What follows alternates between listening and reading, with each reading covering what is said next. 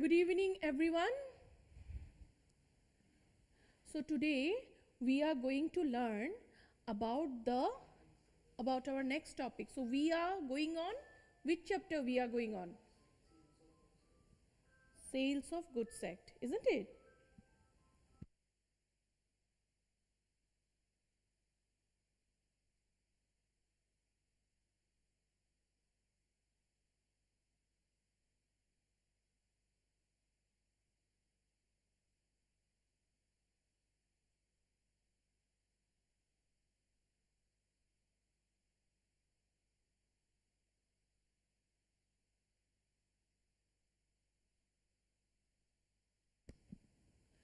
So Sales of Goods Act, what is the year? Yes, please don't forget this, okay? Now, today we are going to learn about the unpaid seller.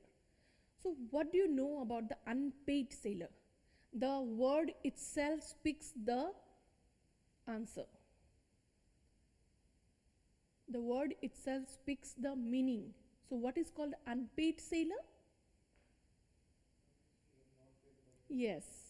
The buyer did not pay the amount to the seller. Okay, means he has not got the amount from the buyer.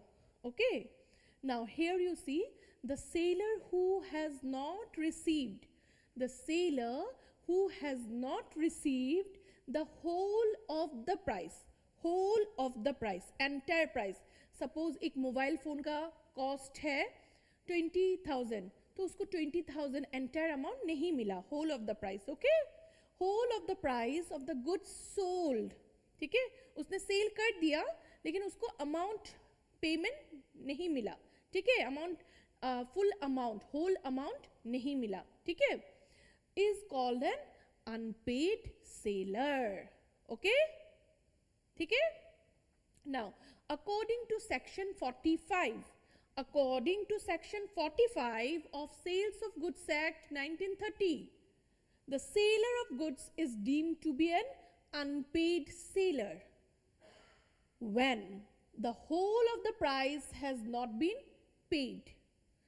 ठीक है, पहला condition क्या है? पहला क्या है? जो complete whole of the price has not been paid. To whom? To the seller by buyer. Fine. When a bill of exchange or other negotiable instrument has been received as conditional payment, and the same has been dishonored. Suppose उसको bill of exchange कुछ ऐसा एक bill of exchange मिला, नहीं तो कोई negotiable instrument जैसे check भी होता है ना, तो चेक मिला लेकिन उस पे अमाउंट तो लिखा है. जब वो जाके बैंक में उसको दिया तो वो चेक क्या किया? बाउंस बैक हो गया, डिसऑनर हो गया. मतलब उसको पेमेंट रिसीव नहीं हुआ. किसको पेमेंट रिसीव नहीं हुआ? सेलर को. Okay, a seller who has been partly paid is also an unpaid seller. Suppose कभी कभी हम लोग क्या करते हैं, इंस्टॉलमेंट में भी पेमेंट करते हैं, है ना, लेकिन फुल पेमेंट नहीं कर रहे. तो हाफ पेमेंट, जैसे मैंने एक 30,000 का मोबाइल खरीदा तो मैंने 10,000 सेलर को दे के आ गई, तो हाफ तो बाकी है ना, आधा तो बाकी है, तो उसको भी क्या बोलते हैं? Then the seller is also called as unpaid seller because the whole amount has not been received by the seller. Okay, is it clear? अब समझ में आ गया अनपेड सेलर क्या है? कोई डाउट? नो. Yes. की हाँ,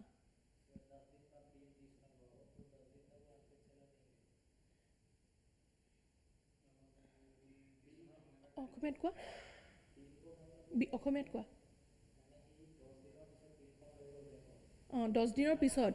सो 3 months एटा टाइम থাকে. एटा चेक का टाइम कितना होता है? 3 months. ओके, 3 months तक वो चेक को बैंक में कभी भी डाल सकता है.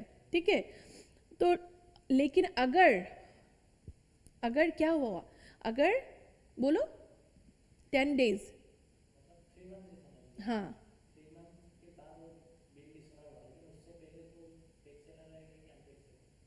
नहीं, जैसे चेक उसको देके गया, चेक में लिख के गया कि 30,000 पेमेंट करना है, किसको? सेलर को पेमेंट करना है, ठीक है, बायर ने लिख दिया। अब सेलर सपोज 10 डेज के बाद हो, 20 डेज के बाद हो, जब भी वो बैंक में जाता है, उसको जब बैंक में जब वो जाता है, जाने के बाद जब वो चेक देता है बैंक को, तो उसका चेक क्या होता है? डिसऑनर हो जाता है, बाउंस बैक आ जाता है, ठीक है। तो he will be called as the unpaid seller till he receive the amount. If he will receive the full amount, whatever the day, that will be called as, after the payment, he will be called as the paid seller. But if he did not receive the payment, half payment also he did not receive, he will be called as the unpaid seller.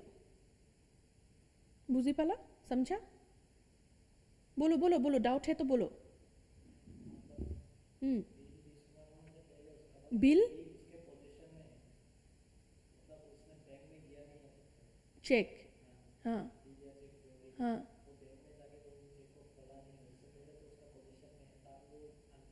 हाँ unpaid seller रहेगा क्योंकि उसको payment नहीं मिला ना। हाँ pounce वाला नहीं है, लेकिन उसको उसका अकाउंट में तो नहीं आया पैसा। आया? आया क्या? नहीं आया ना। चेक से तो नहीं होता है ना, पैसा तो आना पड़ेगा ना। कागज अगर चेक तुम दोगे, चेक का अगर अमाउंट तुम्हारे पास आया ही नहीं, पैसा आया ही नहीं, तब तो तुम कैसे बोलोगे कि तुम्हारा वो पेमेंट हो चुका है? तुमको चेक दे के रखा है, बिल्स ऑफ एक्सचेंज दे के रखा है, लेकिन तुम्हारा पेमेंट तो नहीं हुआ, तुम्हारे अकाउंट में तो नहीं आया, तुम्हारे हाथ में तो नहीं आया cash. Till that much he will be called as a unpaid seller, ठीक है। अभी डाउट है? नहीं। Shall I move to the next slide? Please write it down.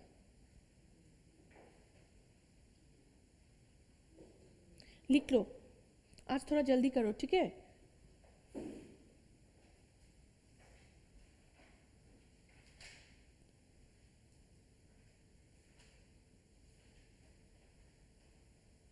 Himanshu Raj Hazarika.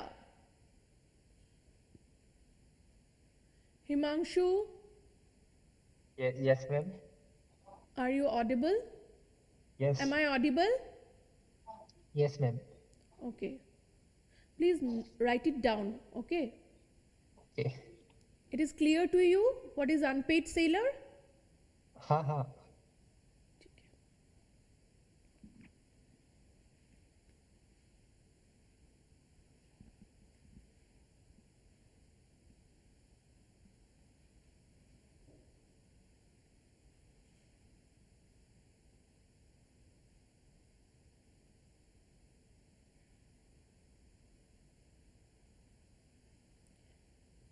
Please watch the videos, go through the videos, okay? Otherwise you will not understand, you will forget, ठीक है।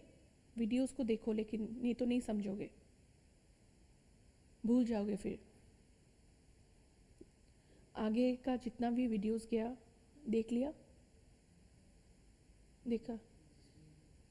हाँ हाँ, regular, जब जितना तक regular हुआ देखियो। हाँ हाँ, लेकिन एक बार वीडियो देख लेना, तब तुम लोग भूलोगे नहीं हो, क्योंकि एग्जाम्पल दे रही हूँ ना मैं।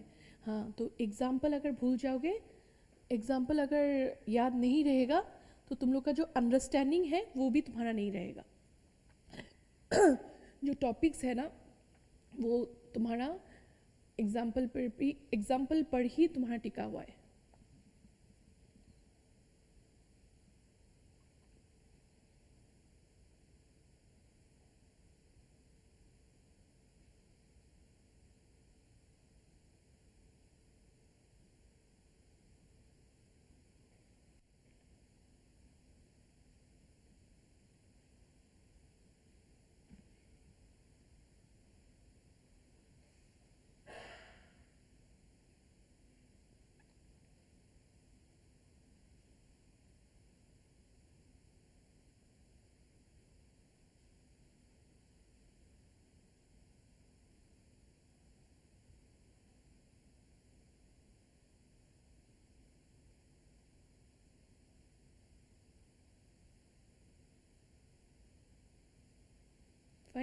finished. Shall I go to the next slide? Okay. Rights of an unpaid sailor.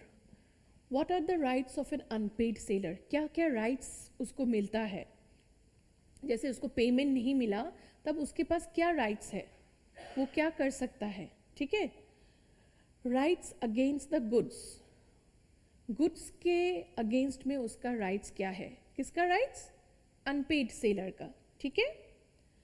Suppose first one, if the property has pass to buyer. इस पे प्रॉपर्टी का मतलब क्या है? Yes, property means ownership. Okay, property means ownership. Fine. So if the ownership has passed to buyer, जैसे ownership पास हो गया, ठीक है, उसको उसका ownership पास हो गया लेकिन उसको पेमेंट नहीं मिला. ठीक है, पेमेंट नहीं मिला तो वो क्या कर सकता है against the goods? He has the right of lien. Lien का मतलब क्या है? What is the meaning of lien?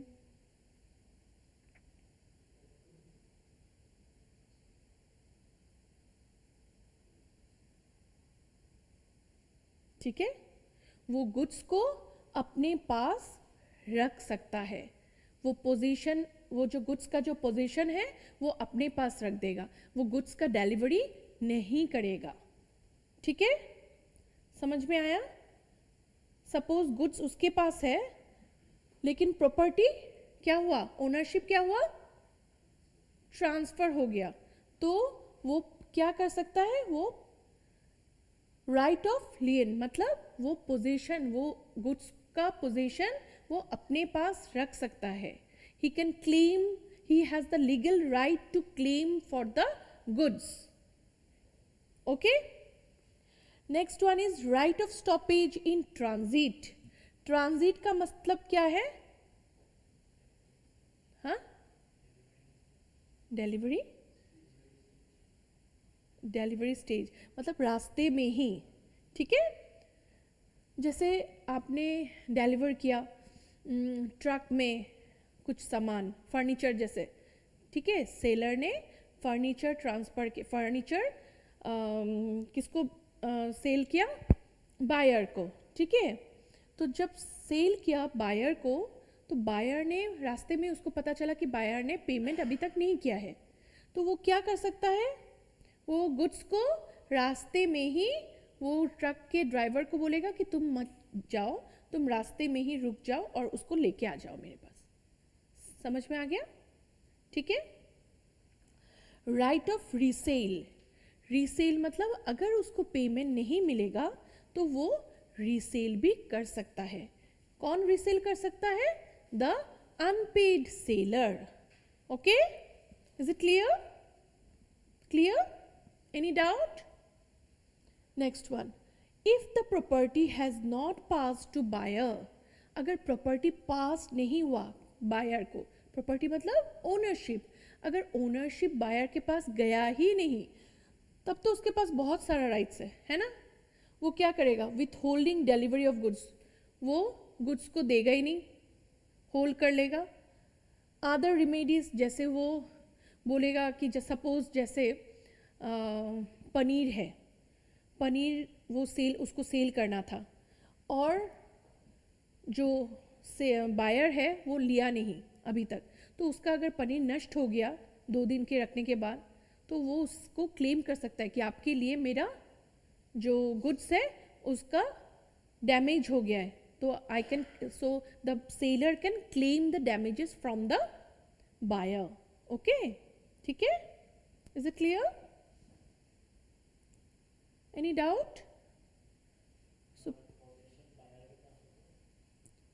Position अगर बायर के पास है, पोजीशन अगर बायर के पास है और वो उसको अभी तक क्या क्या किया?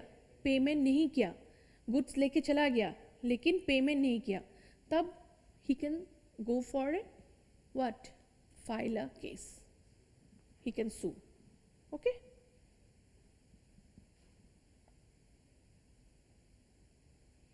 These are the rights against the goods. Goods को लेके राइट क्या है, ठीक है, गुड्स को लेके एक अनपेड सेलर का राइट्स क्या है.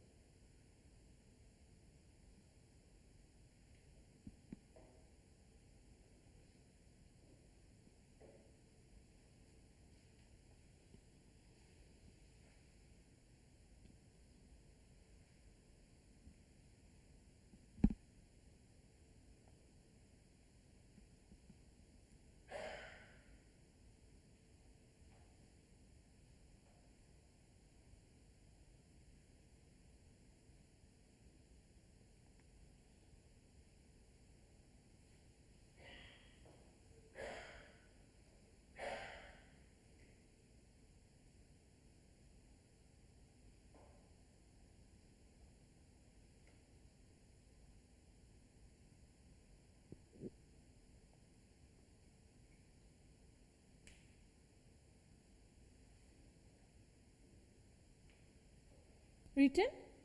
Okay, thank you. So shall I move to the next slide? अब क्या हुआ, राइट्स अगेंस्ट द गुड्स हो गया है ना. Next one is against the buyer. Okay, unpaid seller का राइट्स क्या है against the buyer. He can suit for the price. Okay, यहाँ पे सूट नहीं है, सू होगा, ठीक है. Just a minute.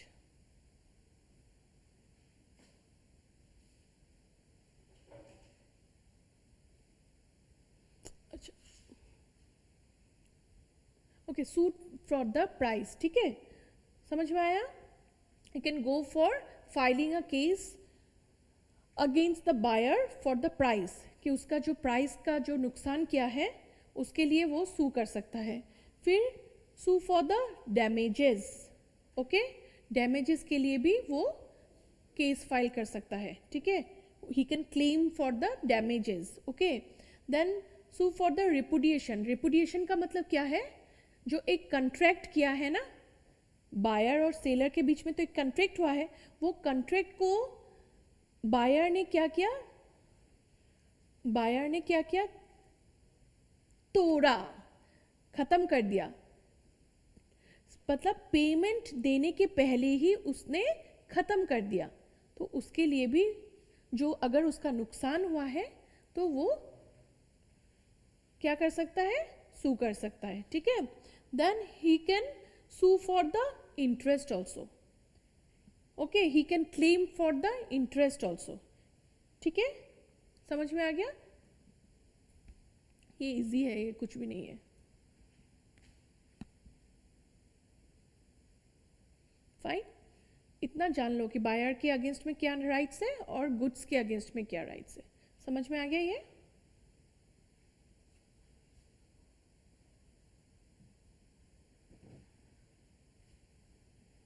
अब कहाँ,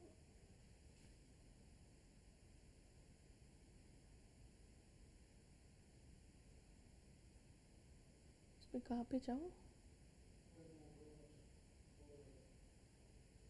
कहाँ पे, यहाँ पे, नहीं नहीं ये वाला नहीं.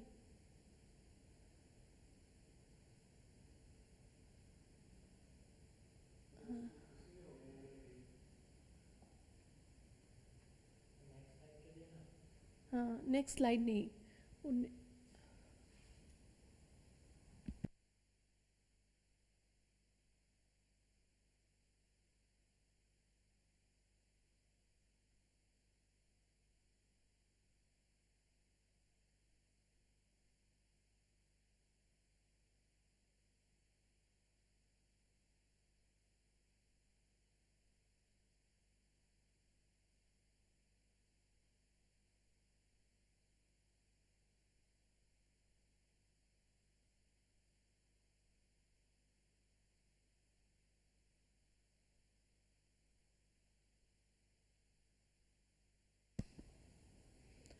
So now our next topic is conditions and warranties. Conditions and warranties. So what is called condition and what is called warranty? आपको तो इतना पता है कि वारंटी क्या है. कोई भी आप इलेक्ट्रॉनिक सामान खरीदने के लिए जाते हो इलेक्ट्रॉनिक शॉप में, तो आप जैसे मोबाइल खरीद रहे हो बा टीवी स्मार्ट टीवी खरीद रहे हो, तो आपको जैसे सेलर जो है वो वारंटी देता है, सपोज फॉर 2 years और 3 years लाइक दिस वारंटी देता है ना, दिस इज कॉल्ड वारंटी. ठीक है, कि with in that period warranty रहते रहते अगर आपका कुछ भी प्रॉब्लम आ जाए तो you can come to the seller and you can claim for that. Okay, you can claim for the damages, you can claim कि मेरा ये ख़राब हो गया तो आप ये ठीक कर दो. ठीक है, you can claim for that. लेकिन कंडीशन, कंडीशन क्या हुआ? कंडीशन जैसे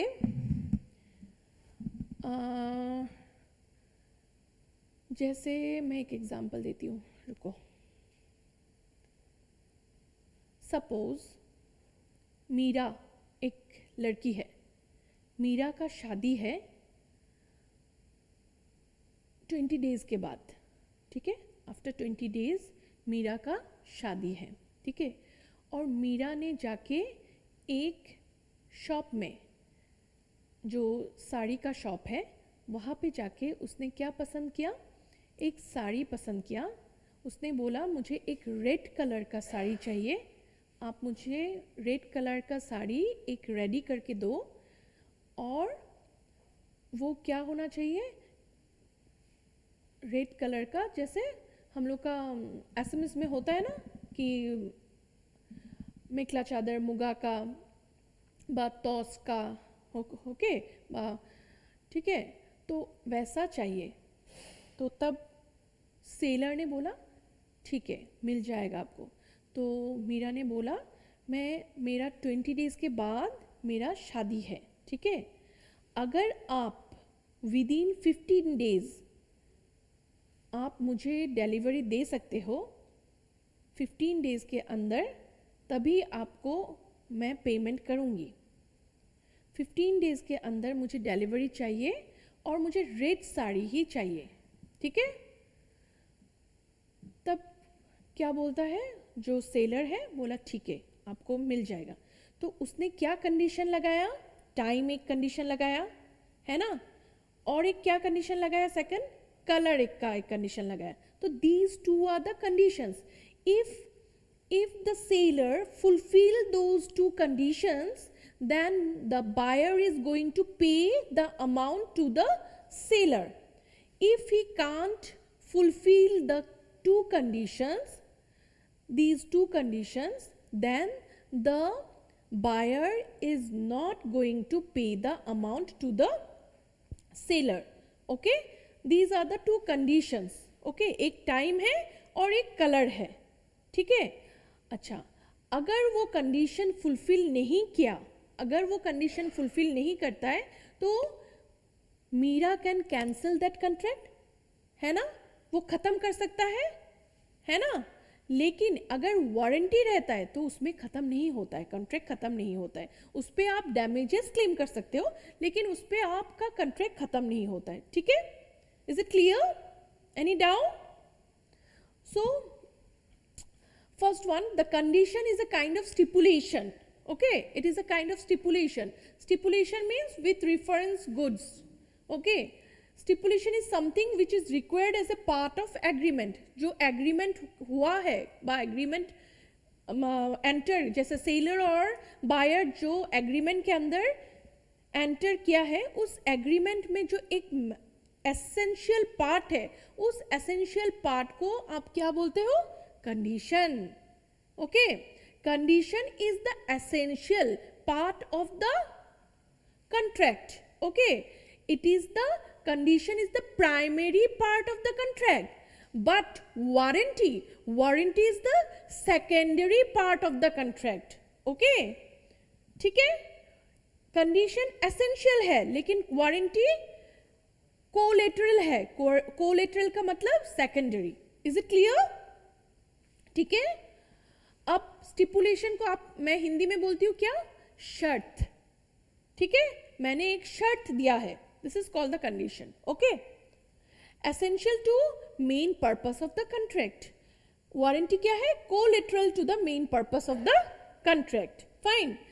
इसका अगर ब्रीच करते हो, कंडीशन का अगर ब्रीच हो जाता है तो क्या होता है?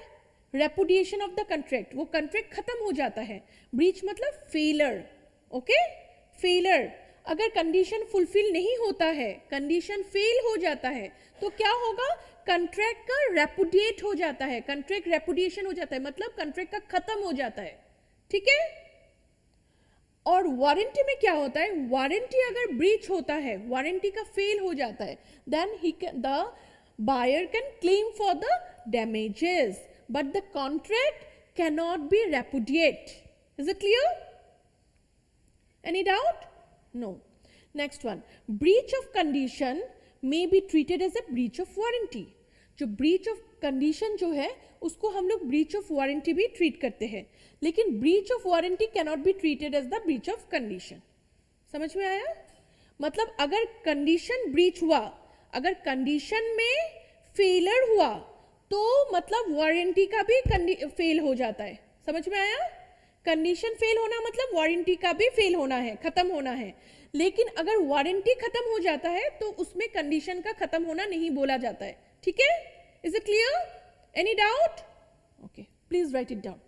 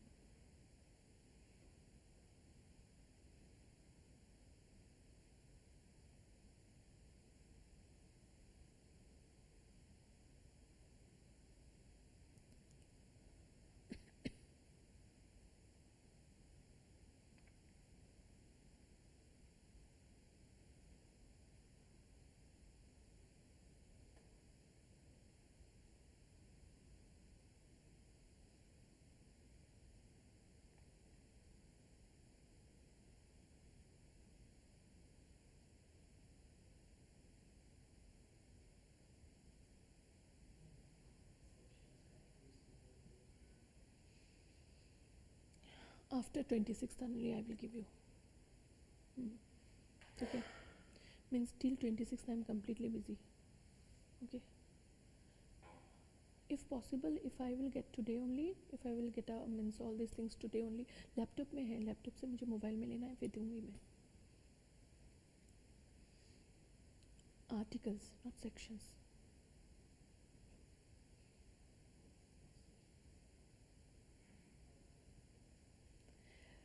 जो आपके कॉन्स्टिट्यूशन में है ना, जो कॉन्स्टिट्यूशन में है वो सब क्या होते हैं?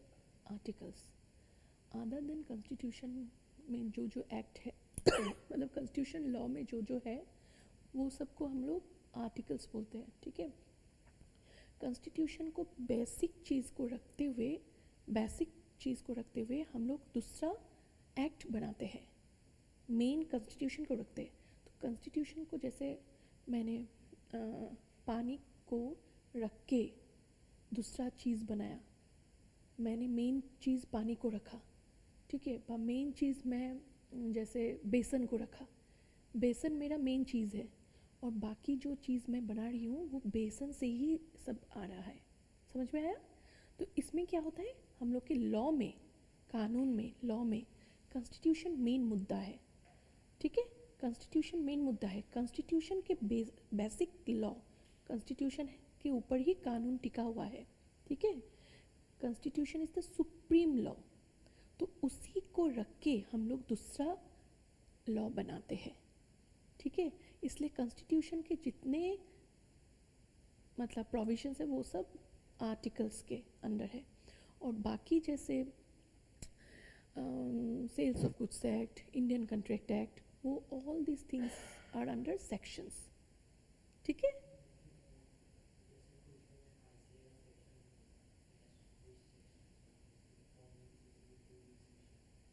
हाँ क्या,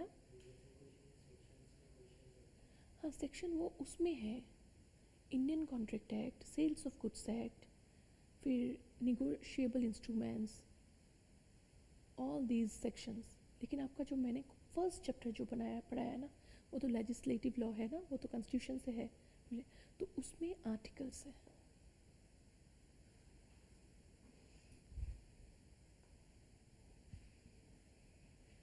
जैसे जो मैंने पढ़ाया था ordinance, yes I have explain you ना, ऑर्डिनेंस क्या है।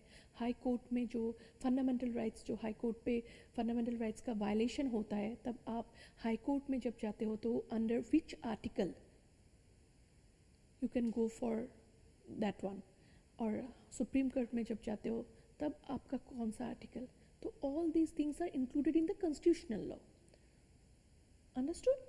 So these are under articles. Other than constitutional law, all are under sections. Is it clear? Shall I move to the next slide?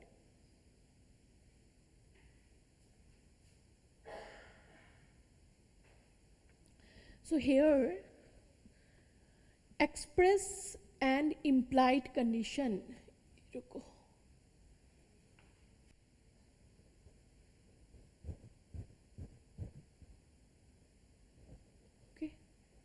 express and implied conditions and warranties. Okay, what do you mean by express condition and warranty? What do you mean by implied condition and warranty? Okay, express में आपका conditions आता है और warranties में आपका implied warranties, this one express and implied conditions warranties. Condition warranty में दोनों ही express भी है, इम्प्लाइड भी है। अच्छा, एक्सप्रेस क्या आप कैसे समझोगे? What is called express? जिसको आप एक्सप्रेस कर सकते हो, जिसको आप लिख के बोल सकते हो, जिसको आप वर्बली भी एक्सप्रेस कर सकते हो। ठीक है, समझ में आया? When terms of contract expressly provide for them, they are known as express conditions or warranties. Okay? जब एक सेलर बायर को कुछ सामान सेल करने जाएगा और वो अपना कंडीशंस या वारंटीज खुल के डिस्क्लोज करके बोलता है, तो क्या होता है? एक्सप्रेस कंडीशंस और वारंटीज। ठीक है, क्योंकि कंडीशन अलग है, वारंटीज अलग है, तो आपको खुल के बोलना पड़ेगा। That is called express. Okay, और इम्प्लाइड क्या है? They are implied when not being expressly provided for और which are presume by law to be present in the contract. जिसको एक्सप्रेस नहीं किया है लेकिन वो प्रिज्यूम बाय लॉ है कि ये है। समझ में आया? साइलेंटली इम्प्लाइड मतलब आप अपना काम कर रहे हो, अपना सेल कर रहे हो सामान, लेकिन आप कोई भी चीज़ को आप एक्सप्रेस नहीं कर रहे हो। विदाउट एक्सप्रेसिंग आप अपना काम करते जा रहे हो। ठीक है, that is called implied. Okay, आपको पता है वो लॉ मतलब एज पर लॉ वो है कि उसका 2 साल मिलेगा ही वारंटी, बा कंडीशन इसका ये है तो ये है ही, कंडीशन इसमें है ही। समझ में आ गया? वो प्रिज्यूम्ड है, ऑलरेडी प्रिज्यूम्ड बाय लॉ। ठीक है,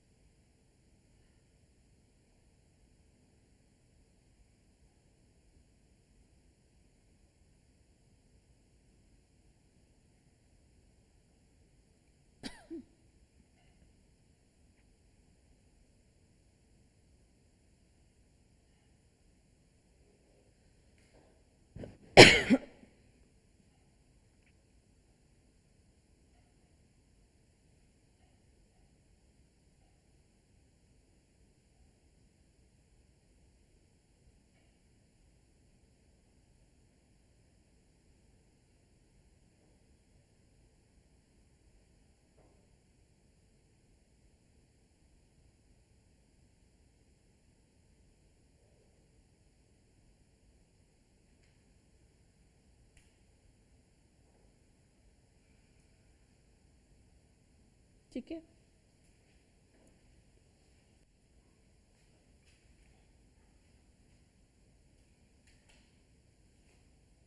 ओके। इम्प्लाइड आपको समझ में आ गया? कोई डाउट है इम्प्लाइड में? Just you give me one example.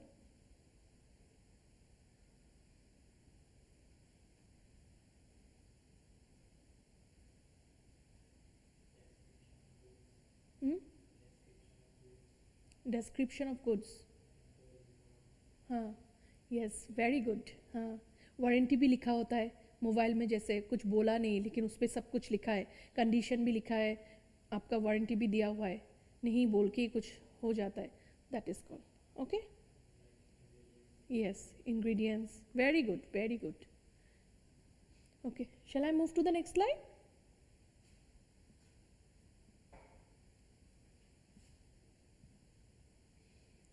Now, implied condition. Implied condition. This is very important. Section 14 to 17 of Sales of Goods Act 1930. The implied condition has been what? Explained under this section 14 to 17, okay, of Sales of Goods Act 1930.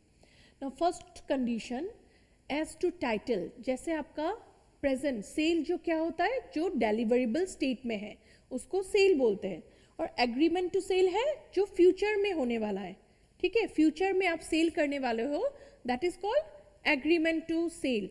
जो आपका जो goods है वो अभी deliverable state में नहीं है, ठीक है। Now the seller has the right to sell, okay. अब ये देखो, टाइटल जो है ना, कंडीशन एज टू टाइटल, तो टाइटल क्या है? टाइटल आपका कभी भी डिफेक्टिव होना नहीं चाहिए। सेलर को ये देखना है कि अगर वो कोई चीज़ सेल कर रहा है तो उस चीज़ का टाइटल, मतलब वो सेल जो कर रहा है, जो चीज़ को सेल कर रहा है उसका जो टाइटल, मतलब उसका ओनरशिप जो है वो डिफेक्टिव नहीं होना चाहिए। समझ में आया? ठीक है।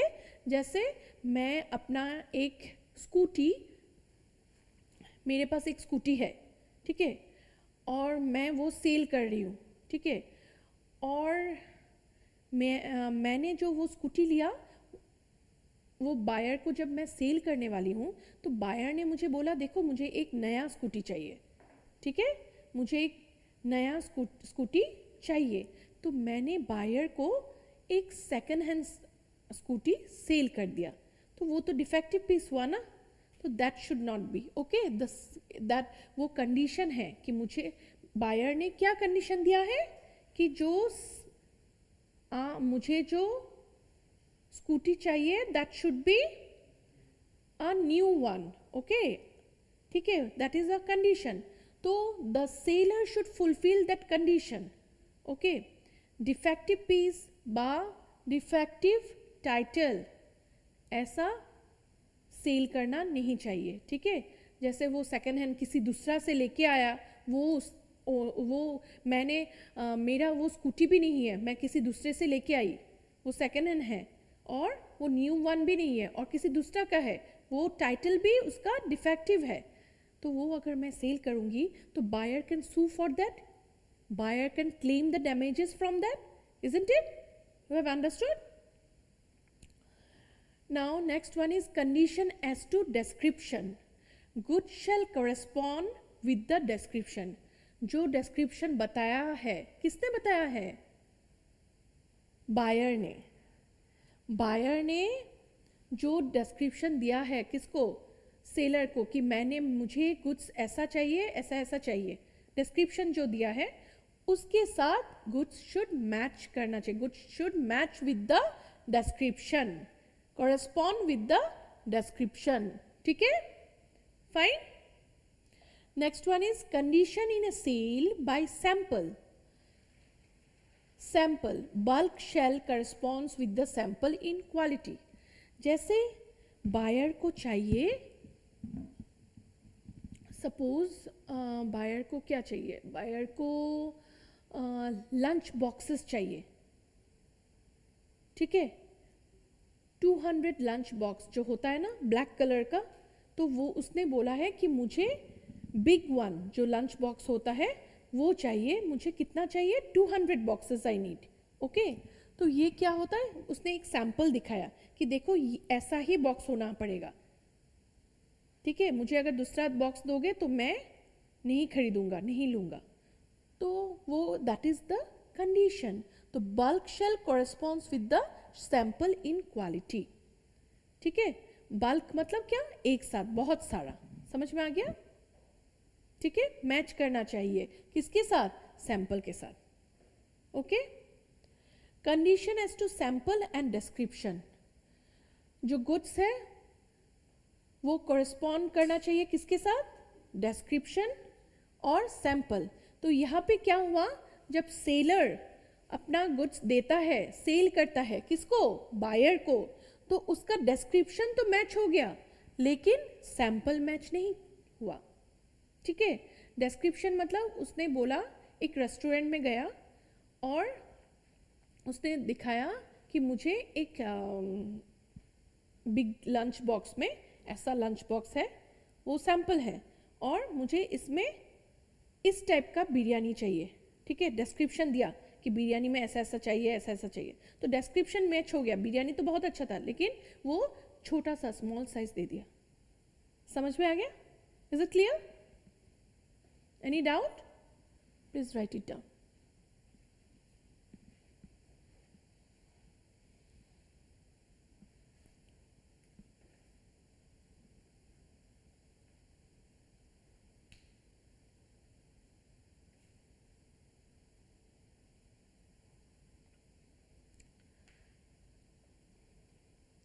The thing is that the seller has the right to sell. The seller has the right to sell when first one, it should be matched with the title. Okay, first condition क्या है, title. Second condition as to description, it should match with the description. Third title, sample. Fourth title, sample and description. Is it clear? और भी है, मैं बताऊंगी, आप इतने तक लिखो।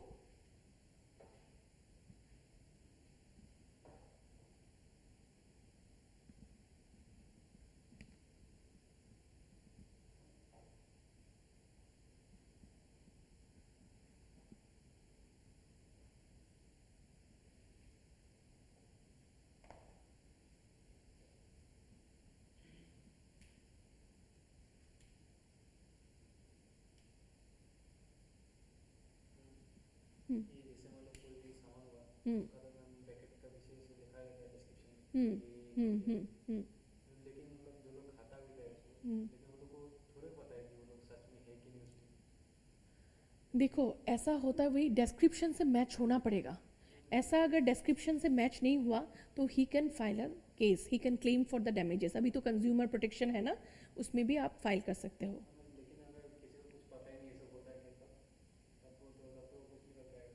हाँ, तब तो नहीं पाएगा। ही शुड, मतलब ऐसा नहीं होना चाहिए कि उसको पता नहीं है। फिर और एक चीज़ है, सैंपल एंड डिस्क्रिप्शन ऐसा भी है, जैसे सैंपल दिखाया एक बोतल का, ठीक है, एक बड़ा सा ग्लास का बोतल है, ऐसा सैंपल दिखाया कि इस सैंपल में मुझे डिस्क्रिप्शन बोला है कि डिस्क्रिप्शन मुझे क्या बोला है कि मुझे काउज मिल्क चाहिए। ठीक है, काऊ का ही मिल्क चाहिए, तो उसमें उसने काऊ का मिल्क नहीं दिया, उसमें उसको कुछ दूसरा अमूल ताज़ा दे के रख दिया, तो वो डिस्क्रिप्शन से मैच नहीं हुआ।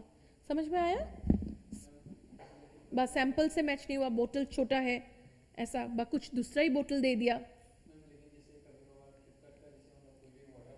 हाँ, वो मैच नहीं होता है, ऐसा होता है ना। हाँ हाँ हाँ, तो आप उस पर आप फिर you can go for that, मतलब आप उसको घुमा के रिटर्न कर सकते हो, यू कैन रिटर्न इट कि आपका डिस्क्रिप्शन से मैच नहीं कर रहा है। वही समझ में आया, तो उसी में ये चीज़ बोला है ना, राइट टू सेल कब है, एक सेलर का राइट कब होता है, एक सेलर का राइट कब होता है सेल करने के लिए, ये सब कंडीशंस फुलफिल होना पड़ेगा, तभी ही एक seller, the seller can go for sale the goods. अगर ये सब कंडीशंस फुलफिल नहीं होता है, so you can not go for sale. Okay, Is it clear? Shall I go to the next slide? ये देखो, this is very important. Okay, ये आता है, मैक्सिमम क्वेश्चंस आते हैं इससे. The condition as to fitness और क्वालिटी, इसको क्या बोलते हैं? इसका एक टर्म है. This one is caveat emptor. मतलब कैविएट एम्प्टर का मतलब क्या है? Let the buyer be aware.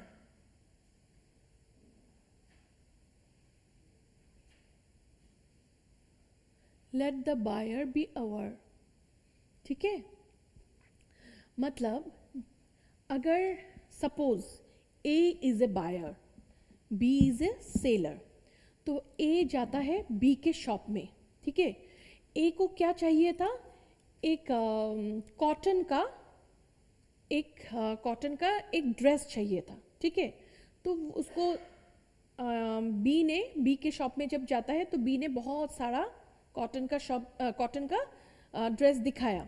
तो दिखाने के बाद ए क्या करता है कि एक ड्रेस बोलता है कि ये ड्रेस मुझे चाहिए, ये इसका साइज़ कितना है, इसका साइज़ ठीक है ना, मुझे हो जाएगा, फिट हो जाएगा. हाँ हाँ मैम, आपको फिट हो जाएगा. तो वो सेलर के ऊपर ट्रस्ट करके वो उसको देखता भी नहीं है, वो ट्रायल रूम में उसको पहन के देखता भी नहीं है, उसका क्वालिटी भी चेक नहीं करता है, लेके आ जाता है. ठीक है, लेके आ जाता है, लेकिन घर पे आके देखता है कि उसका वो ड्रेस फिट नहीं होता है, उसके ऊपर फिट नहीं होता है, and the quality also is not so fine. उसको जो कॉटन का चाहिए था वो अप्रोप्रिएट कॉटन का क्वालिटी नहीं है, and the dress is also not fit to her. तब अगर बायर जाके सेलर को बोलता है कि देखो भाई, तुमने ये मुझे क्या दे दिया, ये तो फिट नहीं हो रहा है, तो तब you cannot say the seller is liable, क्योंकि ये बायर का ड्यूटी है. कैविएट एम्प्टर पे यही बोला गया है कि बायर का ड्यूटी है, रेस्पॉन्सिबिलिटी है कि उसको एक सामान खरीदने के पहले शी और he should check that goods. Okay, he और she should check that item. Understood? समझ में आ गया?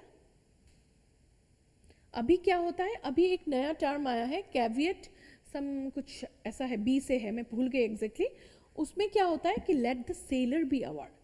आजकल में क्या होता है, पहले के ज़माने में ये था कि सिर्फ बायर को ही अवेयर होना चाहिए. अभी है क्या है, सेलर को भी, बायर को भी अवेयर तो होना ही है और सेलर को भी अवेयर होना है. Okay, now this is called doctrine of caveat emptor. Okay, ये आपको पूछा जा सकता है. एक्सप्रेसली और इम्प्लाइडली पार्टिकुलर पर्पस डिस्क्लोज, मतलब किसको एक्सप्रेसली और इम्प्लाइडली डिस्क्लोज करना चाहिए? पार्टिकुलर पर्पस किसको? Who should disclose? Buyer, seller नहीं है. This is not the responsibility of the seller, this is the responsibility of the buyer. The buyer should disclose the particular purpose, that for what purpose she is or he is taking. Okay, what should be the size, is it fit, is it will be fit to him or her or not. ठीक है, buyer rely किसके ऊपर rely कर जाता है? Seller के skill और judgement के ऊपर, कि सेलर बोलता है तब मैं हो गया, मैं खरीद लेती हूँ. ऐसा कभी नहीं होना चाहिए. Okay, you should be aware. Okay, you should be careful. Goods, जब सेलर का रिस्पॉन्सिबिलिटी क्या है? वो एक ऑर्डिनरी डील करता है, तो इसलिए आप सेलर को रिस्पॉन्सिबल नहीं मान सकते हो. उसका काम ही है वो उसको बेचना. जैसे उसको कॉटन क्लॉथ्स सेल करना है तो वो कॉटन क्लॉथ से सेल करेगा, लेकिन बायर को ये रिस्पॉन्सिबल होना है कि द क्लॉथ, जो भी आइटम वो ले रहा है वो उसको फिट होता है या नहीं, उसका क्वालिटी चेक करना है बिफोर बाइंग दैट आइटम और प्रोडक्ट. अंडरस्टूड? बोलो. हम्म हम्म हम्म हम्म हम्म हम्म हम्म लीगल ऑफेंस नहीं, वो डैमेजेस क्लेम कर सकता है. ठीक है, डैमेजेस क्लेम कर सकता है, लेकिन बायर अगर चेक करता है, बायर चेक करके, तो अगर चेक कर मतलब अगर चेक किया तो उसको पता चल जाएगा कि ये, हाँ ये तो कॉटन नहीं है, प्योर कॉटन नहीं है. लेकिन वो चेक ही नहीं करता है, वो सेलर के ऊपर ट्रस्ट करके चला जाता है. Then the buyer can not claim the damages from the seller. समझ में आया? इसमें मेन मुद्दा क्या है? मेन थिंग है कि बायर को रिस्पॉन्सिबल होना ही है बिफोर बाइंग एनीथिंग. ये कैविएट एम्प्टर जो है ना, डॉक्ट्रिन ऑफ कैविएट एम्प्टर, इसमें क्या बोला गया है? इसमें मेन थिंग है कि buyer should be aware of the thing what he is purchasing from the seller, the fitness and the quality. Is it clear? Any doubt? Next one, condition as to marketability. अब marketability क्या, marketability मतलब क्या है पता है? acceptability in the market means reasonably sellable. मतलब marketability का मतलब है मेनली क्वालिटी. क्वालिटी अच्छा होना है ताकि वो इजीली सेल कर सके. ठीक है, नेक्स्ट वन,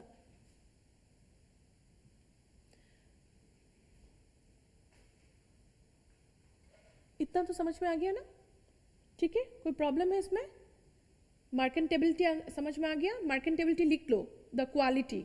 हाँ, condition as to quality. Marketability मतलब quality.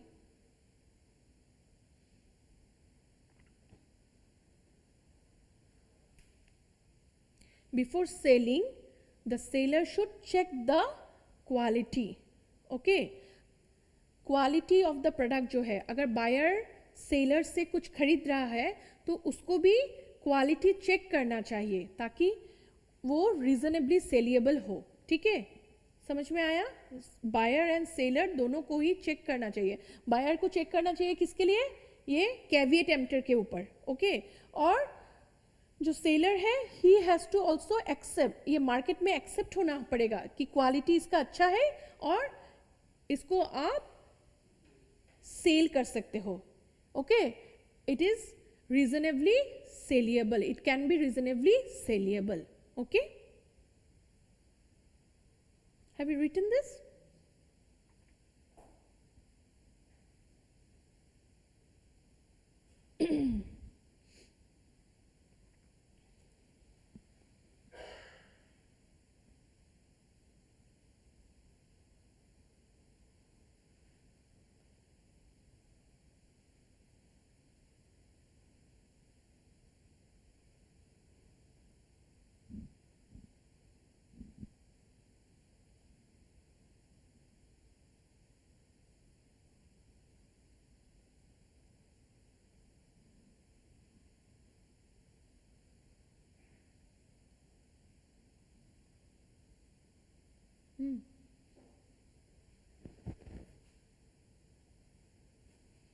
Now condition as to wholesomeness. Wholesomeness मतलब क्या है? wholesomeness मतलब वो हेल्दी हो. ओके, हेल्थ को अफेक्ट ना करे. ओके, समझा? कोई भी चीज़ जो खाने वाला चीज़ है ना, उसको लेके आप बोलते हैं कि होलसमनेस. जो भी चीज़ वो ईटेबल होना चाहिए, वो हेल्दी होना चाहिए. Okay, suppose the goods must be free from any defect. Eatable जैसे must be match with the description. Must be marketable. Marketable मतलब good quality. Must be wholesome. Wholesome मतलब healthy. Okay, fit for human consumption. समझ में आया? Wholesomeness का मतलब समझ में आया? ठीक है, जो भी ईटेबल चीज है, जो भी आप खाने वाला चीज है, that should be consumed in an healthy way. Okay, in a healthy way. Okay, it should be, the food should be healthy, food should be of good quality, best quality, and it should be eatable, it can be eatable.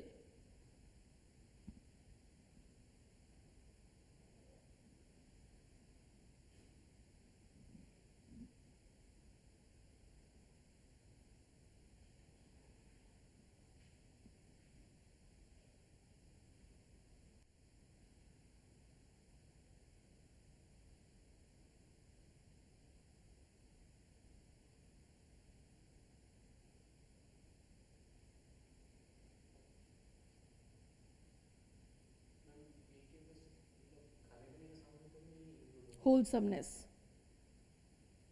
wholesomeness, condition as to wholesomeness. हाँ, healthy होना चाहिए. ऐसा नहीं है आप कोई भी चीज़ खा रहे हो और वो आपका फूड पॉइजनिंग हो जाए, तब नहीं होगा. ठीक है, तो आपको वो डैमेजेस आप क्लेम कर सकते हो. The buyer can claim for the damages from the seller. ठीक है. हम्म हम्म हम्म हम्म हम्म नहीं, कपड़ा का नहीं होगा ये.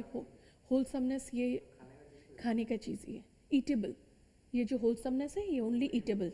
ये देख दो, लिख लो तुम लोग होलसमनेस का. Only the eatable things. हाँ,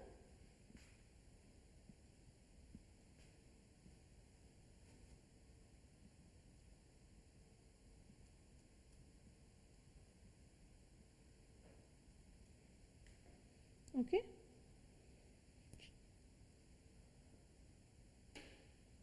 फाइन.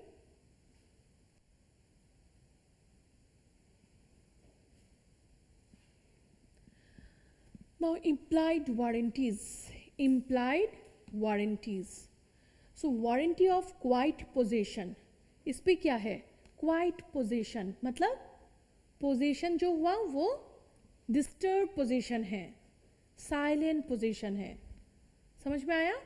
अब इसका एग्जाम्पल देखो. जो वारंटी है ऑफ क्वाइट पोजेशन, जैसे सेलर एक है. ठीक है, सेलर ने बायर से क्या खरीदा? एक लैपटॉप खरीदा. सेलर ने बायर को क्या दिया? एक लैपटॉप दिया. बायर ने क्या खरीदा? सेलर से एक लैपटॉप खरीदा. ओके, समझ में आया? बायर ने क्या खरीदा? सेलर से एक लैपटॉप खरीदा. लेकिन जो लैपटॉप है वो क्या है? स्टोलन है.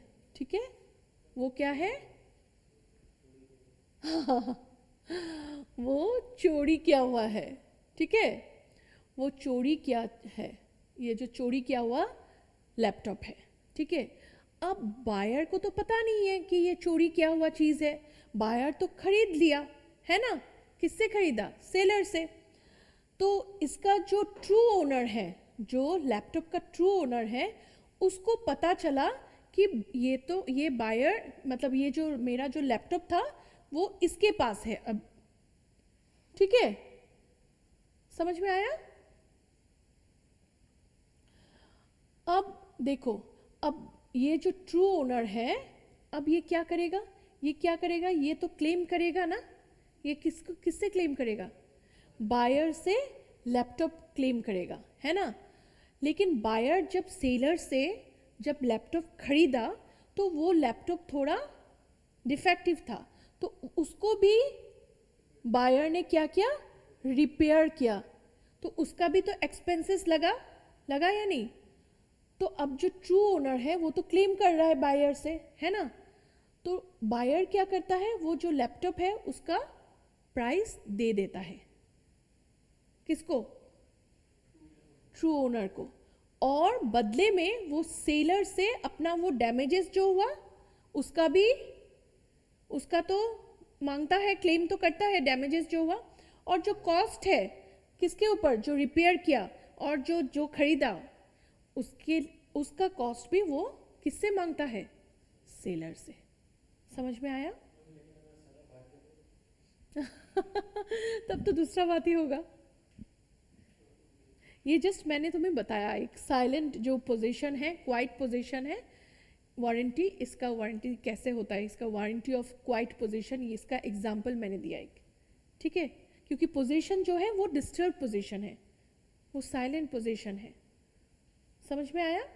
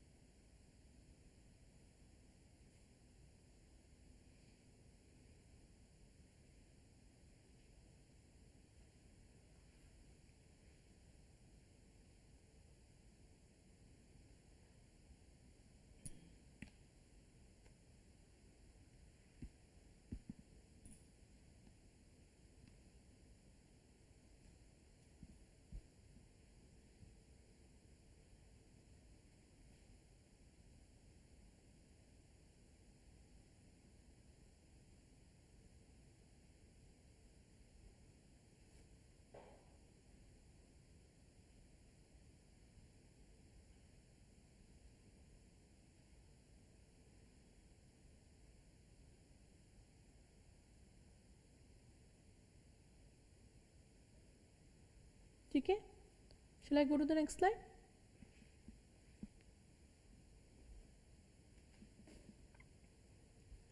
Now, warranty of freedom from encumbrances. What is called encumbrances? Legal claim या जो मतलब डिस्टर्बेंसेस है ना, एनकम्ब्रेंसेस मतलब फ्री फ्रॉम डिस्टर्बेंसेस, कोई भी चार्ज लगाना, उससे फ्री होना है। ठीक है, अब इसमें भी देखो, एक सेलर है और एक पावनी है। पावनी आपको पता है, प्लेज में पढ़ा था पावनी। पावनी कौन होता है?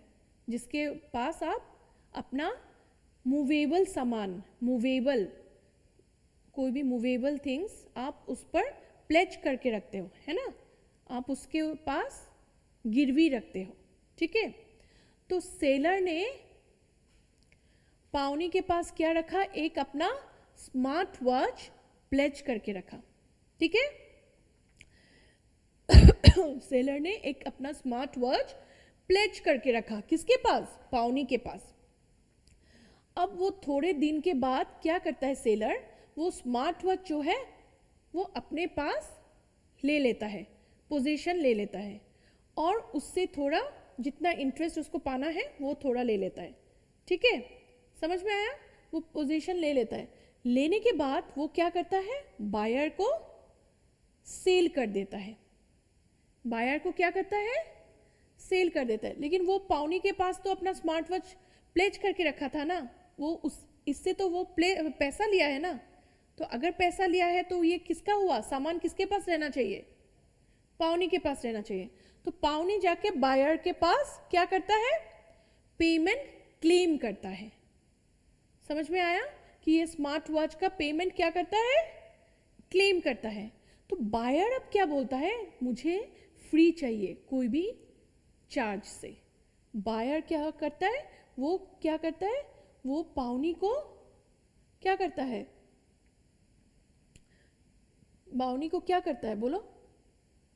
पेमेंट दे देता है। ठीक है, और सेलर से क्लेम द अमाउंट। सेलर से क्या करता है? वो अमाउंट क्लेम करता है। जो अमाउंट वो पावनी को दिया है वो अमाउंट किससे क्लेम करता है? सेलर से। This is called the warranty of freedom from एनकम्ब्रेंसेस।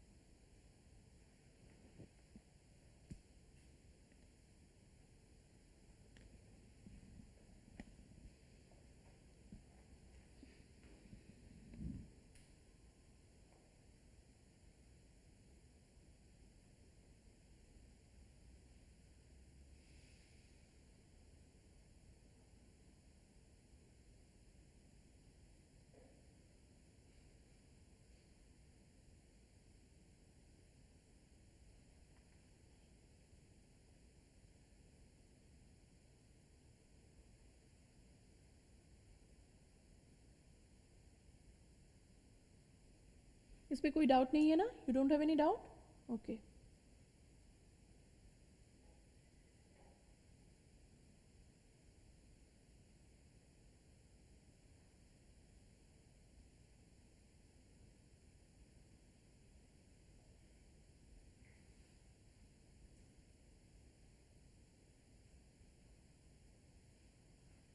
ठीक है।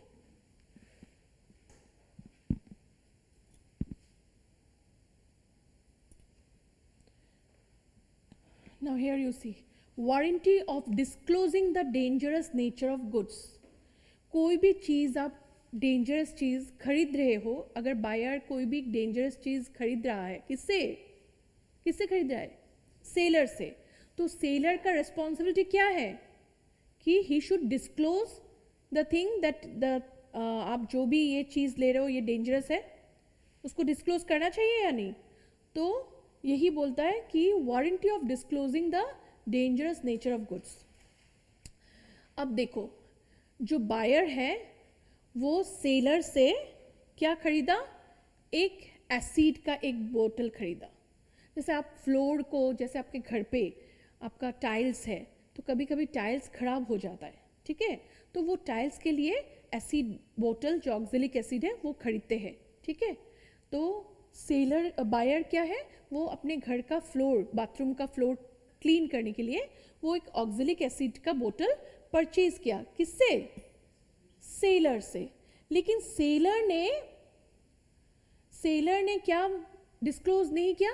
सेलर ने डिस्क्लोज नहीं किया कि उसका जो लिड है, किसका? एसिड बोतल का जो लिड है, लिड समझ में आया? ढक्कन, ठीक है, लिड है, इज डिफेक्टिव। जो ढक्कन है वो एसिड का बोतल है, ऑक्जेलिक एसिड का, और वो उसका जो ढक्कन है वो डिफेक्टिव है। वो किसने नहीं बताया? सेलर ने। वो तो सेलर का रिस्पॉन्सिबिलिटी था कि he should disclose that one, है ना, लेकिन उसने ये डिस्क्लोज नहीं किया, ठीक है।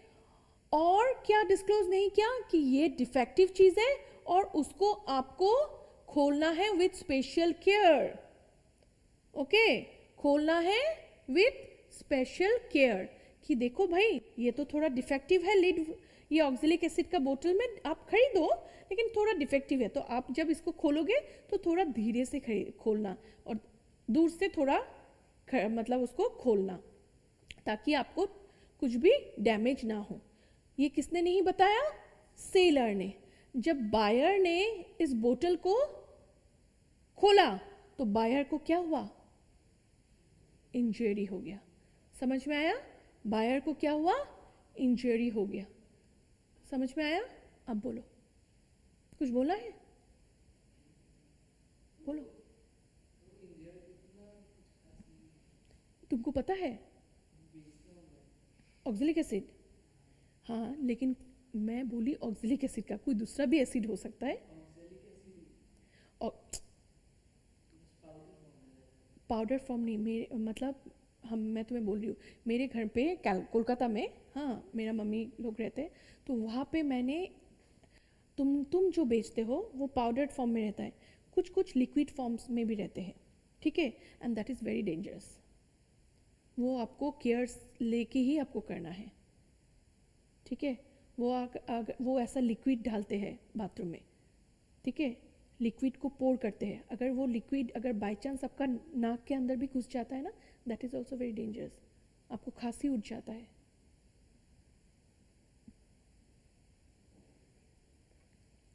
समझ में आया इतना? कोई भी हो सकता है, वो कोई भी एक ऐसा भी हो सकता है, कोई आप जैसे कोई इनफेक्ट ये इंसेक्ट के लिए कोई भी इंसेक्ट मारने का होता है ना, बोतल भी हो सकता है, कोई भी हो सकता है जो डेंजरस हो, ठीक है। मतलब वो मैंने आपको एक एग्जांपल दिया है ऑक्जेलिक एसिड का, वो कोई भी एसिड हो सकता है, कोई भी डेंजरस थिंग हो सकता है, ठीक है।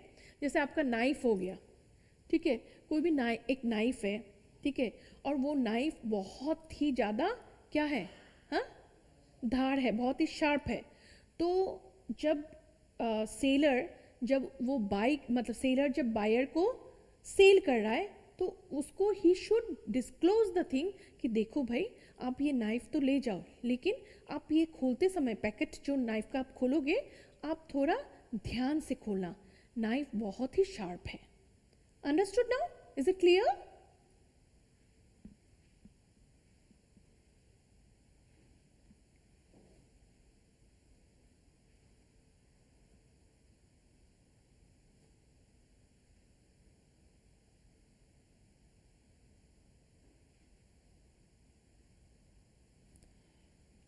आपको एग्जाम में ऐसा आ सकता है कि ये जो डिस्क्लोज करने का जो डेंजरस नेचर ऑफ गुड्स इसके क्या वारंटी में आता है, तो आपको बोलना है क्या वारंटी में, इम्प्लाइड वारंटी में आ रहा है, ठीक है।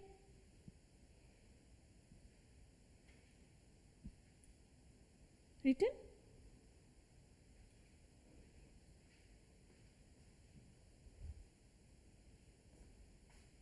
क्या कर रहे हो?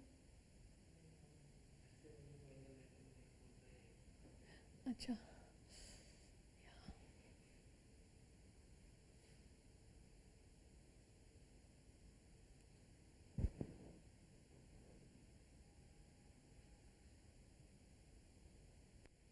थोड़ा और पढ़ा लेती हूँ, ठीक है।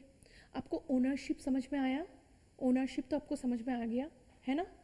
मैं और एक चीज़ बोल देती हूँ, ओनरशिप में ऐसे कुछ समझाना नहीं है।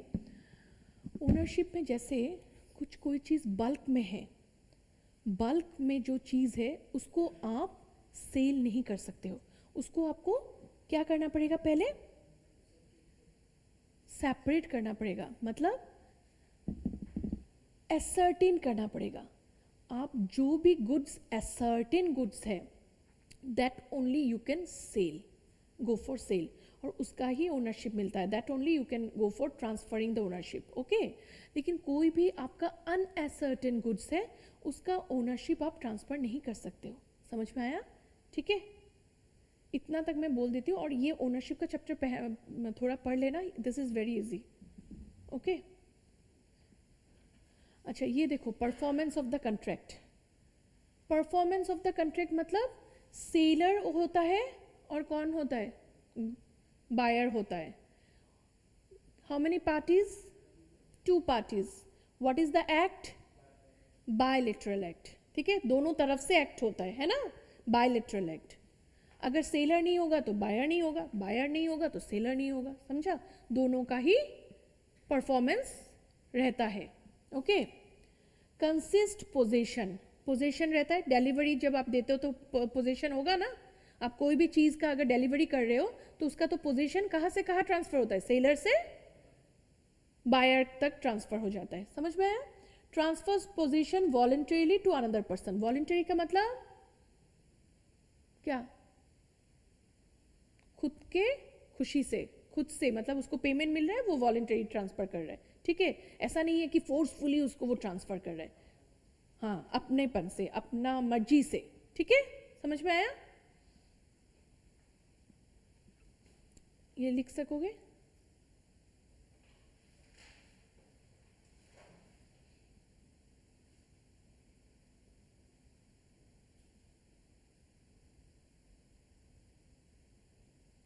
नहीं तो मोबाइल है, फोटो मार लो अगर मोबाइल है तो। मैं लिखने के लिए इसलिए बोलती हूँ, तुम लोग को समझ में आएगा, लिखने से याद भी रहेगा।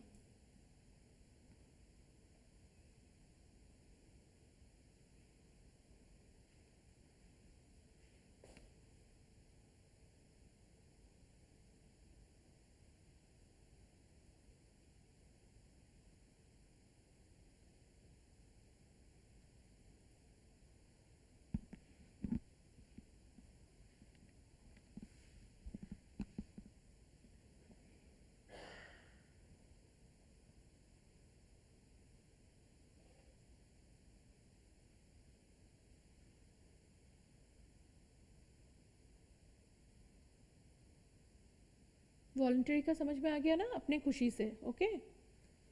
उसको कोई भी फोर्स नहीं कर रहा है, seller is not been forced by anyone.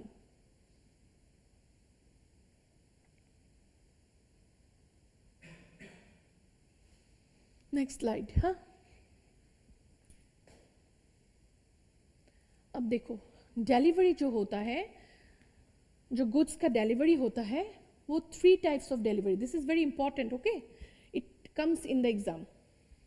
कोई भी आपको दे देगा एग्जाम्पल और आपको फाइंड आउट करना है कि वो किस टाइप का, in which mode of delivery it is, okay. This you have to understand. Physical और एक्चुअल डिलीवरी।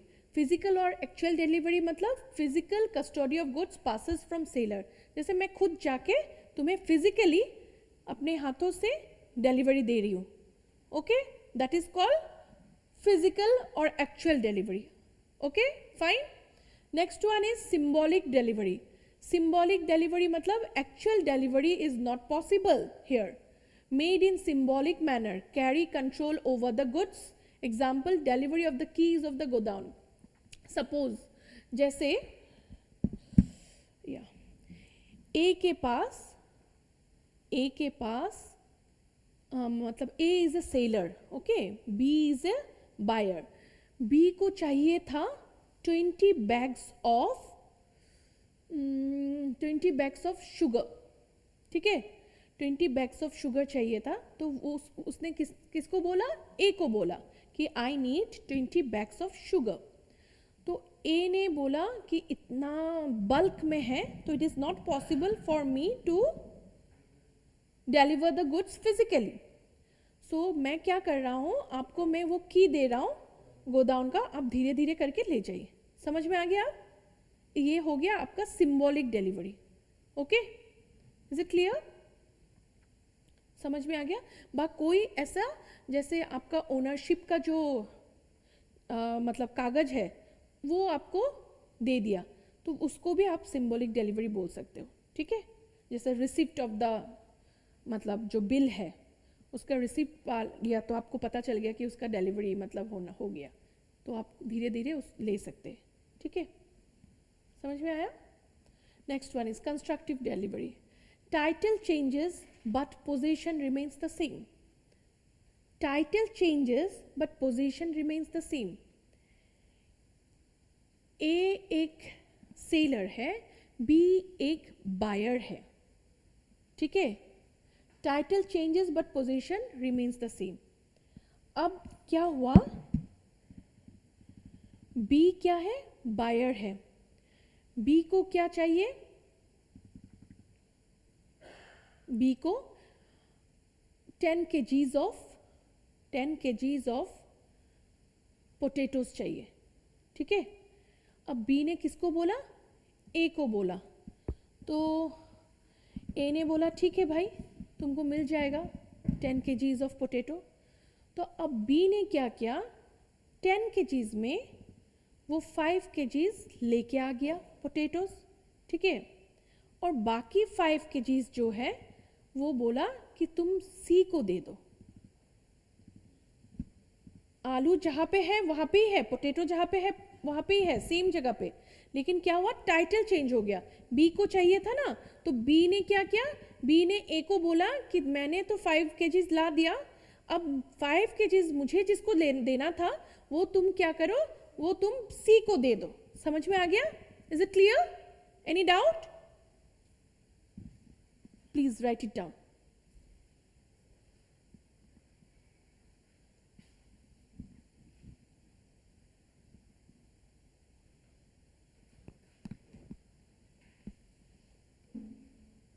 देर हो रहा है क्या? हाँ, फोटो खींच लो. उसको लाओ, सामने लाओ, कैमरा को सामने लाओ, पिक्चर को. ठीक है,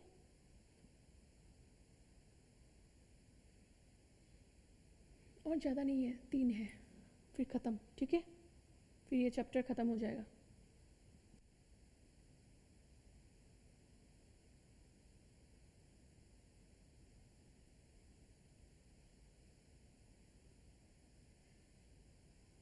फिनिश्ड? हाँ, यस. हाँ, गोदाउन क्या? हाँ, गोदाउन जैसे गोदाउन होता है ना, गोदाउन से वो जाके उठाते नहीं हो. समझ में आया? हाँ, नहीं, keys of the godown, delivery of the keys of the godown मतलब जो चीज़ है ना वो गोदाउन में है, तो वो बल्क में है, एक साथ बहुत ज़्यादा है ना. मैंने बोला ना 20 kgs है, तो उससे तुम डिलीवरी नहीं दे सक रहे हो, तो वहाँ से आधा आधा करके उठा के लाएगा. तो वो चाबी दे दिया गोदाउन का. समझ में आया? तो उसका हो गया सिंबॉलिक डिलीवरी. समझ में आया? हाँ हाँ,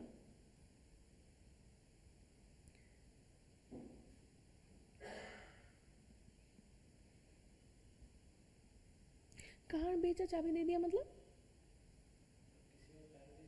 कार सेल कर रहा है लेकिन कार वहाँ पे ही है, शोरूम में ही है। हाँ, तो शोरूम का चाबी दे दिया और कार का भी चाबी दे दिया। समझ में आया?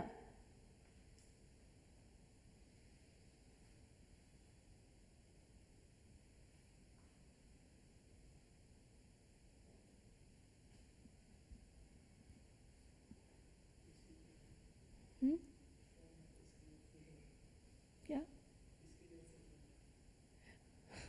अच्छा, उठा लो उठा लो।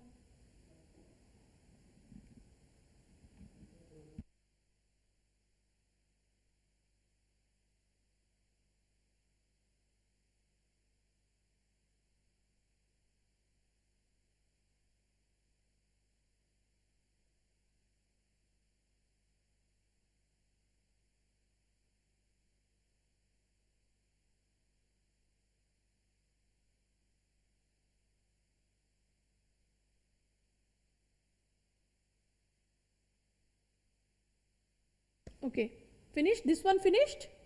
Written? Okay.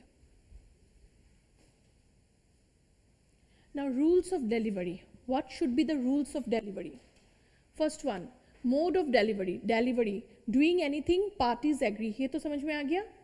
Seller जो goods buyer को दे रहा है, possession of buyer. ठीक है? Delivery and payment are concurrent conditions. Concurrent मतलब क्या है? एक साथ जाना है, ठीक है? Okay, simultaneously it should go, मतलब डिलीवरी भी हो रहा है, पेमेंट भी हो रहा है। जैसे मोड्स ऑफ डिलीवरी में, इसमें देखो रूल्स ऑफ डिलीवरी में, जैसे मैंने अभी तुमको कुछ डिलीवरी किया तो तुम साथ साथ मुझे पेमेंट भी दे रहे हो, ठीक है? ऐसा नहीं है कि मैं तुम्हें चीज़ तो डिलीवर कर दिया लेकिन तुम मुझे पेमेंट नहीं दिया, जैसा अनपेड सेलर का। समझ में आया? That should not be. Okay fine, these are the rules. वो डिलीवरी का कुछ कुछ रूल्स है ना कि कैसा कि होना चाहिए। समझ में आया? Effect of part delivery. Part delivery is made in the progress of delivery of whole. Part delivery मतलब बोलो तो, मैंने एग्जांपल थोड़ी पहले ही दिया था, जैसे बल्क में, हाँ आधा करके हो रहा है, मतलब समझ में आया? हाँ, सिंबॉलिक डिलीवरी में मतलब हाफ हाफ करके ले जा रहा है, तो that is called part delivery, effect of part delivery. समझ में आया? Then buyer to apply for delivery, the seller he should not have any obligation to deliver goods unless the buyer applies for delivery. एक seller का कोई भी obligation, responsibility नहीं है बाकी गुड्स को डिलीवर करना है जब तक, कब तक? जब तक बायर नहीं बोलता है, ठीक है? बायर भी पेमेंट कर रहा है और सेलर का भी ड्यूटी है कि उसको चीज़ डिलीवरी करना है, ठीक है? प्लेस ऑफ डिलीवरी पता है, टाइम ऑफ डिलीवरी, जो भी टाइम दिया है बायर ने उस टाइम में डिलीवर हो जाना चाहिए, before the expiry of given reasonable time. Manner of delivery, goods at the time of sale, position of third person, no delivery by seller to buyer unless and until third person acknowledges buyer that he holds goods on his behalf. जैसे suppose A is a seller, ठीक है? A एक क्या है?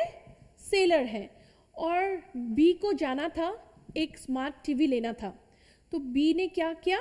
B ने C को भेज दिया कि देखो भाई मुझे तो अभी काम है, मैं नहीं जा सकता हूँ, मैं तुम्हें ये कैश रुपया दे के भेज रहा हूँ। और वो ए को बोल देता है, किसको बोल देता है? सेलर को बोल देता है कि मैं नहीं जा सक रहा हूँ, उसके बदले मैं अपना भाई को भेज दे रहा हूँ, ठीक है? समझ में आया? Third party. Is it clear? एक फोटो ले लो।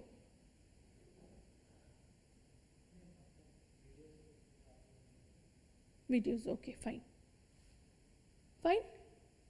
शैल I move to the next slide?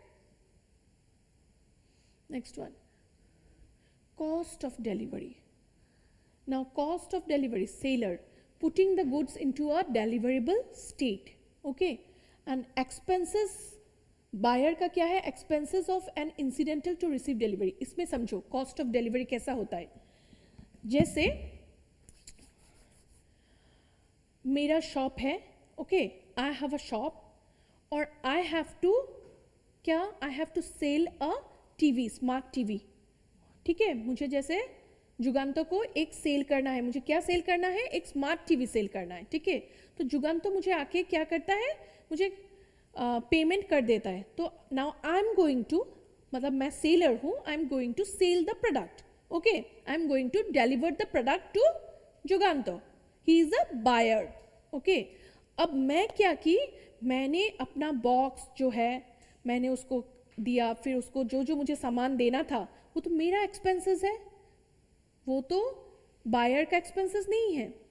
लेकिन जब वो मैंने एक गाड़ी में जब टीवी को उठा दिया, तो वो गाड़ी जो बायर, वो गाड़ी जब जाएगा डिलीवरी देने के लिए, वो किसका एक्सपेंसेस होगा, बायर का। समझ में आ गया, अभी समझा, सेलर का जितना बॉक्स जो है वो सब जिसमें देना है वो सब एक्सपेंसेस सेलर का होता है during the delivery time, okay. और जब मिल जाता है, चीज़ जब मिल जाता है किसको, बायर को, रिसीव करने के बाद जो एक एक्सपेंसेस होता है, तो वो एक्सपेंसेस कौन बेयर करेगा, the buyer, understood. Now delivery of wrong quantity, short delivery हो गया, जैसे मैंने बोला कि मुझे 36 kgs ऑफ KRT राइस चाहिए, तो मुझे दे दिया कितना, 20 kgs ऑफ राइस दे दिया, तो ये मेरा शॉर्ट डिलीवरी हो गया ना। तो इसमें मैं ऐसा भी हो सकता है कि मैं इसको रिटर्न भी कर सकती हूँ, और नहीं तो मैं इतना तक ही पेमेंट कर दूंगी कि 20, ठीक है भाई हो जाएगा, मैं 20 का पेमेंट कर देती हूँ, बात का मुझे नहीं चाहिए, और हो गया। एक्सेस डिलीवरी, ज़्यादा दे दिया, ठीक है, तो ज़्यादा अगर दे दिया तो उसको मुझे क्या करना पड़ेगा, अगर बल्क में आया तो मैं उसको कैसे निकालूंगी, तो ये तो सेलर का क्या हुआ, सेलर का रिस्पॉन्सिबिलिटी है ना वो तो अगर एक्सेस डिलीवरी दे दिया तो अगर ज़्यादा है तो मैं उसको दे दूंगी, और नहीं तो मैं रख दूंगी, मैं पेमेंट कर दूंगी। समझ में आया। और मिक्स्ड डिलीवरी, जैसे मुझे चाहिए था टोमेटो के साथ दे दिया और भी कुछ सामान, मिक्स्ड हो गया। समझ में आ गया। Installment of delivery in the absence of an agreement to the contrary, buyer not bound to accept delivery by installment. ठीक है, अगर एग्रीमेंट में लिखा नहीं है, कॉन्ट्रैक्ट ऐसा नहीं है कि वो आधा आधा करके लेगा, तो buyer is not bound to accept the delivery by instalments. ठीक है, जैसे मैंने बोला ना कि मुझे 36 kgs ऑफ राइस चाहिए, तो वो मुझे बोल रहा है कि 10 kgs कर करके लेगा, ऐसा बायर बाउंड नहीं है। ठीक है। Without mutual consent no performance, दोनों में अगर सेलर और बायर में म्यूचुअल अंडरस्टैंडिंग नहीं है, म्यूचुअल कंसेंट नहीं है, then can they perform? No, the seller cannot sell and the buyer cannot purchase. Okay, buyer cannot buy, okay, buyer cannot buy, seller cannot sell. Is it clear?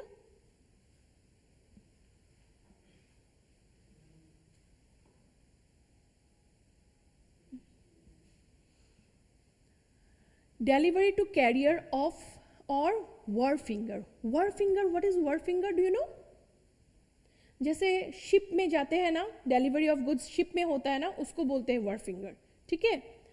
Transporter, career को पता है आपको, जैसे बस ABC companies है उसका truck होता है, और ये है वर्फिंगर क्या है, owner of landing place for ships.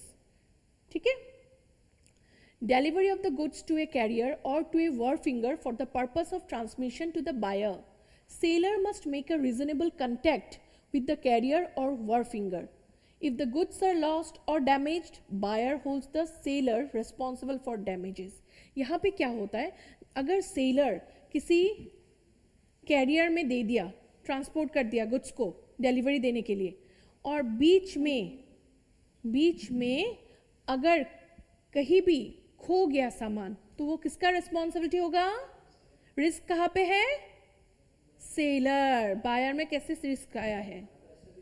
वो ओनरशिप ट्रांसफर ऐसा नहीं बोला, इसमें ओनरशिप का बात नहीं आ रहा है, इसमें क्या बोल रहा है कि सेलर का वो रिस्पॉन्सिबिलिटी है कि वो कोई भी गुड्स जब डिलीवर कर रहा है तो वो कैरियर या वर्ड फिंगर के साथ कांटेक्ट बनाए रखना है, ठीक है। अगर वो कांटेक्ट बनाया नहीं रखता है तो बाय चांस अगर कुछ भी हो जाता है, एक्सीडेंट हो जाता है, गुड्स खो जाता है, then it will be the responsibility of the seller, ठीक है। Risk where goods are delivered at distance places, distant place में जहाँ मतलब डिलीवरी होना है वहाँ पे गुड्स को लेके रिस्क होता है, ठीक है। Buyer's right of examination of the goods, buyer का क्या राइट है कि गुड्स को एग्जामिन करना खरीदने के पहले, ठीक है। और जब डिलीवरी होता है तब भी उसको एग्जामिन करना है कि उसको ठीक सामान आया है या नहीं। इफ अगर कुछ प्रॉब्लम हो जाता है then who will be responsible, who will be responsible, seller. Ownership transfer नहीं होता है जब तक पेमेंट दूर में जब रहता है तो ओनरशिप ट्रांसफर नहीं होता है। ओनरशिप तभी ट्रांसफर हो जाएगा अगर वो पेमेंट कर देता है, अगर वो पेमेंट नहीं कर देता है तब ओनरशिप ट्रांसफर नहीं होता है, समझे। ओनरशिप तभी ट्रांसफर होगा अगर पेमेंट कर दिया, अगर पेमेंट कर दिया, ओनरशिप एक बार ट्रांसफर हो गया, तब क्या होगा, risk will be with the buyer. मुझे कुछ करना नहीं है, मेरा तो रिस्क चला गया क्योंकि मुझे तो पैसा मिल गया, ओनरशिप हैज बीन ट्रांसफर्ड, ठीक है, समझे। तो ये याद रखना, ओनरशिप जिसके पास होता है रिस्क उसी के पास होता है, ठीक है। तो जब तक बायर पेमेंट नहीं करता है सेलर को रिसीव नहीं होता है अमाउंट, पेमेंट रिसीव नहीं होता है बायर से, तब तक till that much the risk is with the seller, okay, till the buyer receive the goods, till the goods delivered to the buyer, okay, fine, is it clear? Any doubt? Okay, so today we have completed the Sales of Goods Act 1930, okay. Our next class will be the negotiable instruments, okay.